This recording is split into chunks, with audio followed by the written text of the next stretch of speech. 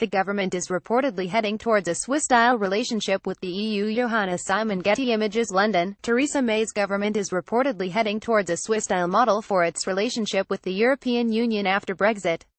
To the frustration of hardline Brexiteers within the Conservative Party, the deal Switzerland has with the EU is now being seriously considered within Whitehall and has not been ruled out by the Prime Minister, according to Politico. One UK official told Politico it's one of the potential routes being discussed.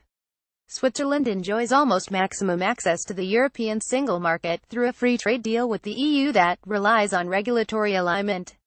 However, if it breaks a single clause in a trade agreement, the whole deal falls apart.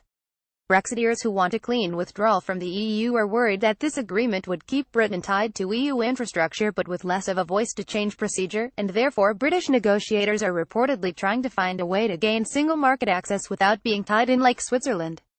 The deal would be agreed chapter by chapter, meaning it could take place over a number of years during an implementation period, and if one part of agreement failed, it would not automatically all collapsed.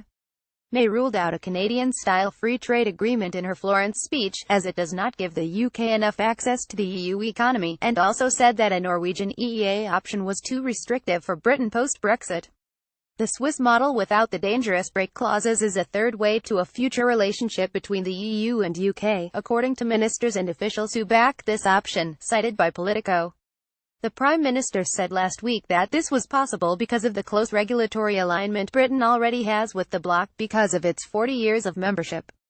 She said there will be areas where we want to achieve the same goals in the same ways because it makes sense for our economies, but the decisions over alignment or divergence with EU regulations will have consequences for the UK's access to the EU market and the EU's access to our market.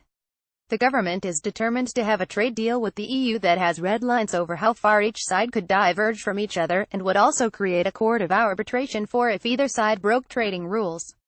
The EU's chief negotiator Michel Barnier said in September naturally, if the United Kingdom wanted to go further than the type of free trade agreement we have just signed with Canada, there are other models on the table.